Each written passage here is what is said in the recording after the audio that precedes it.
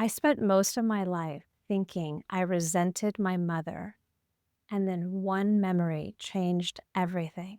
At the end of July, my mother will have been passed for 2 years. My mother and I were very close. We also butted heads a lot. We were both very strong women. Surprise. And I want to share this story because I really believe that our fundamental perception of our lives is often really derived from the person who had the most impact in our life. And it's often one of our parents, if not both. My mom raised myself and my brother as a single mom. My father was a musician, and um, while they were married for almost 12 years, he traveled a lot. So he wasn't really present a lot of the time. So my mom was basically raising us by herself. But I want to share this story because I really believe that it might help you as well.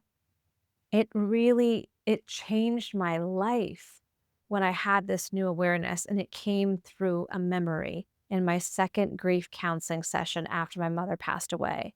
Not planned, not even searching for a memory. It just happened that way. But let me take you back a little bit and share with you a little bit about the history and how I was relating with my mother and how I experienced my mother. And I might drop a few things in here every now and then to help you understand what I believe are universal principles that can support any of us, but they are the way that I've understood myself, my human experience, and they have been the guides that have helped me metabolize my life. And that really is even what set me up to be in the grief counseling and probably be available to this memory coming forward. From my earliest memory, I just always felt like my mom was never really, how I heard it in my head, was ever satisfied. Now that sounds like she was just like this demanding person and never satisfied. And I don't remember her being demanding, although she had a strong presence. I just think my mother lived on the edge of disappointment. And when I see it now in its totality, I can really see how she was let down. She was raised by depression era parents. She was oldest of 4. We're learning better how to understand how to raise a human, but a lot of things we talk about today was not present. They weren't talking about feelings and those different parts that are the most natural parts of being a human being. It's so unbelievable to me, but that wasn't part of the conversation in the home. That wasn't part of what parenting was about. She knew her parents loved her. Her parents were married for 54 years until my grandmother passed away suddenly. So there was love between her parents, but they were not demonstratively loving. My mom did not feel loving and loved in that way. And she also just she had other stuff too that I can see now impacted, like how she must have felt about herself without realizing that, like, that was guiding her decision making, because there were some things that happened in her life, and I'm not gonna share all of that in this video, but there were some really pivotal things that happened in her early part of her life that, as an adult daughter, when I learned more about it, I couldn't compute how the person I knew would ever be in those situations, would ever have allowed any of that to happen, because I always experienced my mom as kind of like a mover and a shaker, or like she would say that about me, but my mom was like, you know, she she had chutzpah, she would say. Um, my mom had a strong personality. She was a survivor, and she was also very vocal, and she had a lot to say, and in a way, she was kind of like the odd one out in many ways. Like, she moved west even though she was born in Johnstown, Pennsylvania, and raised mostly in Johnstown, but her parents moved to Pittsburgh when she graduated high school. So she was definitely more liberal, like, all of that. She was just a different kind of thinker. My mom was in many ways a free spirit, did not seek, permission, but I do believe deep down she very much wanted to feel accepted and loved by her family, and in some ways got that from her mother for sure before she passed, and probably from her dad, but not as much from her siblings in a way that I know she would have liked. But she was tough. And a lot of that is from the stuff that I won't share as much in this video, but what I want to talk about is that as her daughter, I just felt like she was not happy. I just felt like she was not satisfied. She was not at peace. And how I experienced it as a kid was, she had like insomnia. So she would fall asleep a lot on the couch, like after dinner or whatever. And I remember like when I was in high school, I finally had my own line, but the ring would come through her line too. I don't know why it worked that way. But if it startled her, she would pick up the phone and she'd be like, "Hello?" And I'd be so horrified. And, but it was like she just didn't sleep. She didn't sleep well most of her life. And I think that had a lot to do with how she ended up leaving the world that impacted her nervous system, so much unhealed stuff. What I want to share is that how we had a complicated but beautiful relationship. I can see how so much of who I am is literally how I experienced her, what she meant to me, how I became who I am through not just being her kid, but how I thought of her and how I related to her or didn't relate to her, how I judged her. And I mean, I'll come back, but I'll fast forward for a second to give you an idea of like this level of honesty that I think we all feel, and maybe we share with some close people. But I remember after my mom passed away, um, it was very sad, and I was here. I got the call. I took a red eye, went out to Pittsburgh, was with my brother out there for about 10 days, and then I came back home to like get my life back. And then I knew I was going back for memorial and all kinds of stuff and start to handle her estate. She did not have a completed signed. So it just was all these things, but we decided when we would do the memorial. And I remember that when I was back here, I was like canceling her phone because she was on my phone. And I remember sitting outside the AT&T store and like going through her phone and like seeing some of the final conversations, texts and stuff that she was having with friends. And I just knew at the end my mom was really, really lonely. Her life got really small, and her one of her dearest friends passed away about almost a year to the day before her. And it just I had a layer of grief that happened with me that one day. And, yeah, I was out there for like an hour, because I knew once I went in and reset the phone, I was gonna lose some of that. I remember reaching out to a friend who had gone through that, a loss of a parent, and she was really present for me. And I'm not somebody who really reaches out when I'm in that like acute state, but except for her, I would have called my mom for sure. But I reached out to my friend and I was talking to her, and I said to her, "What's so crazy to me right now is that I am like just devastated. All these feelings and thoughts. And I'm also aware that if she was sitting in the car with me right now, I would be judging her about something. Like she just, yeah." I say she, but like me, I just had it was so complicated, and there was so much other there was beautiful, and I mean, I was devoted to her, and her me, especially as I was an adult, she poured love into me, especially as an adult. Like, she always loved me, but I don't think she really gave it in the way that I would have needed it as a kid because she was young and she hadn't gotten it. What motivated and instigated a lot of how I created my life and what drove me. And I didn't know all of this as clearly for many, many years. But after a while and after doing my own work and stuff, I could just really see it so clearly. But I became really ambitious because we struggled. We struggled financially. Um, I emotionally for sure there was that piece there. And she wasn't connecting to it in that way because her generation didn't do that kind of stuff. I mean, I remember that she read the book Codependency No More by Melody Beattie. I remember that. My mom was a forward thinker, but boomers did not do therapy. Like, there was a lot of things that I felt like we struggled. There was scarcity mentality in our home, and she did struggle. Like, going up to college was a really challenging thing for me. We had, like, some serious challenges then too because I re I my she wasn't, gonna be able to help me. She said she couldn't help me, and it wasn't like I knew she had money, like, stacked somewhere, but I felt like she could have done some more. But she always lived on a budget. When I went away to college and tried to do financial aid, I was totally fish out of water. And there's so many other things, like, I was always keep trying to keep up with people, with my friends. I did not have any friends that were like me, no friends that were mixed race, no friends that were half Mexican or even Mexican at all or Latina. And yeah, I just somehow surrounded myself or befriended people that had more than me, and that was really challenging. And so I went with friends to a few of my friends to the same university, but I had no experience in college. My parents weren't educated. All my friends' parents were. And it just was everything was a struggle. And my financial aid was based on her tax returns. So I didn't get the kind of support I needed either. It was kind of bullshit, but it was a struggle. I went to a UC school, and so every 10 weeks I went through financial aid. It was really stressful.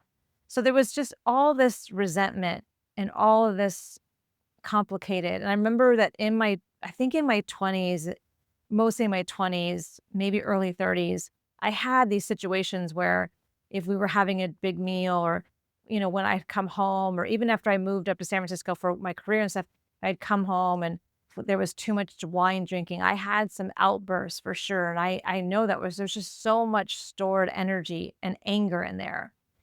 But essentially, I had this idea that this understanding, and it was after I'd done a good bit of work, and I had this idea that I decided that it was my job to try to find a way to make my mom happy, like, to find a way to satisfy her, and it was interpreted in different ways, and I think all kids do some version of this. It's like we either want to fix it or we want to run from it or we want to be more like it or we don't want to be like it. Like we're our personality is being created by how we're perceiving, our parents and these people that are really important in our upbringing. And with my mom, I remember having fantasies of like wanting to like buy her a home. Like I just always wanted to do something. This can make me emotional to help her feel better. And yeah, I've worked on this so much that it's like I'm so grateful that I'm not, like, falling apart right now, and I say that because it is emotional, like, in some ways, I felt like I didn't succeed, but it was really something I was never gonna be able to succeed on, right? Because we cannot do that for another person, even our parent. But so I had this idea that I wanted to fill in that hole, that gap. But I also had this awareness that I had that idea from a young age and I resented it. I had this idea that I resented it. And that was like the frustration that I felt and the over responsibility that I felt.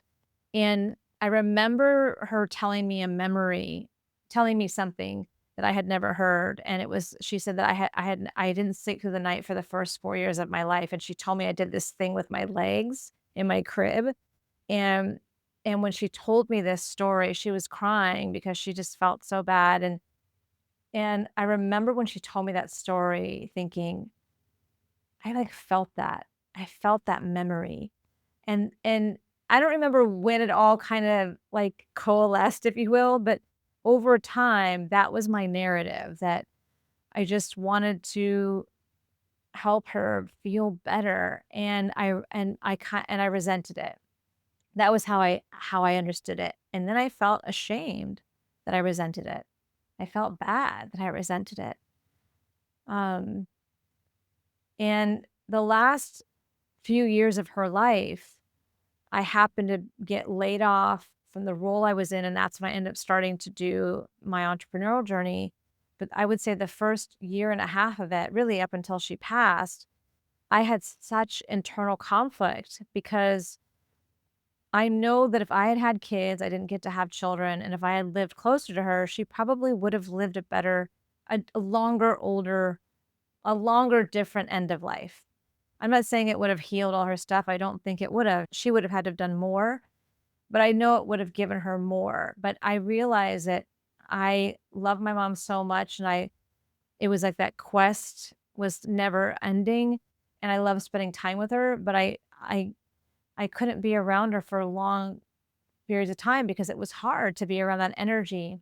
It was hard to accept, even though I healed stuff and I moved through it, I just that dynamic never really fully went away. And I remember one of the last conversations I had with her was telling her how much conflict I had because she wasn't making really good choices with what she was eating and her health was just really, and I grew up in like a really healthy home with nutrition and stuff. So it was just so bizarre. So there's a lot of preamble to tell you the story, but I wanted to set it up because I feel like I hope that you see or you hear something that you can relate to and know that part of this life experience that we get to have is complicated and it is painful and it is complex, but it's the richness, it's the whole thing. It's why we're here. Like no part of it is really wrong. It's like there's that quote that was, I think, in Hamlet that Shakespeare wrote. It's like, "Nothing is either good or bad, only thinking makes it so." And that's where we create a lot of our suffering, and I know that's where I absolutely identify with that. So I had this memory my whole life, and then in my second grief counseling session, I've been working with this embodiment mentor, and she's so yeah, it's just there's definitely a lot of symbiotic we're working well together, but she's good, and I'm a willing participant, like, I'm not somebody I'm like, "I'm in this, like, I'm showing up for this, like, I'm in" it's very intentional, and I've done a good amount of work that I can, like, move out of the head and drop into the body, but I've been working on this with her before my mom even passed away for a little bit. So I had this memory that was so profound. I had this memory that I'm standing in the doorway. We lived in an apartment building for the first 11 years of my life. And I was standing in the doorway of my bedroom door, which was opposite of her bedroom door. It was like a T. Um, and it was like my bedroom, about my bathroom, and then her bedroom. And down the hall was like, my brother was over here. And I remember standing in that door frame, and I was just standing it was like I was in that moment in time when I was in this memory, and I was remembering that, like, I used to sleep with her a lot because my father was traveling all the time, and when he would come home, I would wanna still sleep with them, but she didn't wanna be in the middle, nor did I, so I would sleep on the floor next to her, and in that moment when that memory now I've had that memory before, I know all that, that wasn't brand new, but in that memory recall all of a sudden, I had this awareness. It was like I was right there standing in the doorway. And all I felt was like, oh, I just wanted someone to love her. I never witnessed anybody really loving her. She had two relationships after her and my dad split up. And interestingly enough, one was with a woman and one was with a man. And both of those people, I feel, and maybe it's because I saw it more. I saw how much those 2 people loved her, but other than that, I don't really feel like I and those were not long-term relationships. The man was not a very long-term relationship, but he really loved my mom, and I had that awareness of like, "Oh, I didn't resent. I wasn't trying to make her happy and that she was unsat." Yes, I probably metabolize it that way over time because as I was becoming my own person, I wanted my mom to be different, kids care so much about all that stuff, and, I was embarrassed when she would answer the phone like that, but in that moment, I had this memory of, like, I just wanted someone to love her, and I decided that that would be me. I decided in that moment that that would be me, and that's why I was always going to sleep with her and sit next to her. I was trying to love her and protect her. And, it doesn't make sense. These things don't make sense. Like I was like 3 or 4 years old. Um, yeah. So what I wanted to share, what I want to like how I want to wrap this up is that in the beginning I said to you that it changed everything. And it did. This like weight that I felt. Now I can reconnect to it, right? Because I spent like decades there. But this weight that I felt that also felt like I was not successful, that also felt yeah, there's just so much there. I wanna be mindful I don't keep scattering into stories, but I would have liked so much to have been different for her. That can make me cry, especially at the end of her life. Um, and I can see so much more now, like, she created a really cool life for herself given all of that. But I don't feel like I did see my mom in a long-term loving relationship, and we all want that. And I can see now how that she always just wanted that, and now I can see how some of those situations she was in that I mentioned earlier that I couldn't understand for so long, I can see how all that happened now because she didn't have that self-esteem and she just wanted love. And if you knew my mom, you'd be like, she was a powerhouse, you wouldn't think that. But when I had that awareness, it was like it was literally like a tectonic shift because something in me softened in the way that, "Oh, I just wanted someone to love her." It wasn't that I needed to feel resentment and that I needed to feel ashamed of my resentment, that I wasn't like a good daughter, even though I was, like, devoted to her my whole life. And I had just so much compassion for the whole experience because part of what can happen if you're an adult child, often I think same sex too, like, daughter to mother, it's like you start to, like, there have been memories since she's passed, I'm like, "Whoa, this is so strange to, like, kind of be in this with her inside me," because it's like, I feel like I wanna talk to her as the woman that she would be if she was my age, you know? It's just this I don't know if that makes sense, but I've had all these different, like, experiences now that she passed away, and when that happened, that memory happened, I just had this softening and this compassion of, like, of course I wanted someone to love her. Of course, that's what we all want. That's what she wanted. I'm sure that's what I wanted. We all want. And it took something that I had so much energy and shame and regret and it just transcended it. It just like transmuted it. So I share that to share a story that I hope will support you and help you and maybe someone this will help. And I also just want to share to wrap this up that this is really a demonstration. It's an example that everything, our lenses that we see the world through are literally it's made up stuff. It's perceptions at any given moment throughout our life that we then made a decision about not knowing unconsciously about what it meant, about what we feel about it. All of those stacking up, compounding, accumulating, that becomes who we are, who we think we are, what is our personal reality, which is often how we experience our personality. And it can all be actually re-authored. It can be updated. It can be metabolized differently. It can receive more insight. I mean, of course, that memory was so powerful and it was very helpful, but I've had this happen in other ways. That moment was so significant because of how it just happened, and I don't have a habit of, like, being in a lot of situations where I'm, like, downloading a memory like that. I've only had a couple of those in my life, and that was probably the most profound one. But, yeah, this is what's available. If you're interested, if you're open, if you wanna get beyond the story of where the trauma drama lives. Now, I'm not saying skip healing like that. I have such a level of respect and it's something I really actually support.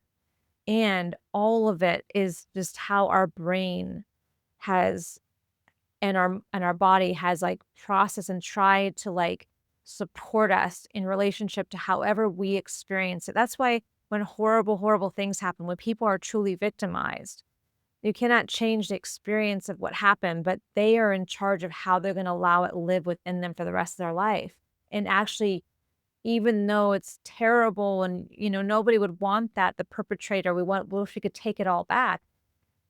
They don't have control over our dominion of our mind, but a lot of us don't understand that, don't know that, don't wanna believe that because it is painful. But that story that I just shared with you is one example, and I think a very powerful example of the constructs of the mind of what we make a lot of who we think we are and what we're supposed to be doing, even right now in your life right now, was created by ideas that you agreed to unconsciously. that you now think is the way for you. A lot of them are societal. A lot of them are constructs here in this society for sure. But we said yes to them, mostly unconsciously. And it was adaptation, it was survival, it was all those things. I mean, I didn't know what I was doing when I was 4 years old. I just know this person who was my mommy was everything to me. And if I didn't see her feeling good, of course I didn't want that for her, right? That's very natural. So, not quite sure how to wrap this up, except that if you related to this in any way and you're open to sharing, I would love that. You can land it in the comments or, message me. And this is an invitation. It's an invitation to transcend something, to heal something, to update an idea that you might be holding within yourself that is impacting your life. That had a hold on my life for decades. Truly, I'm not exaggerating. It motivated almost all of my decisions. I was trying to outrun it. So there's freedom there. And ultimately, I believe that is what our life is, finding our sovereignty experientially. In some ways, my mother did not experience that from my perspective, but I am not her. And she did create a lot of other things for her life that she got to have those sovereign experiences. And she was sovereign in many ways. But that's what I think life is. We're here to learn, and we are the captain. My name is Jennifer Herrera. I'll see you tomorrow.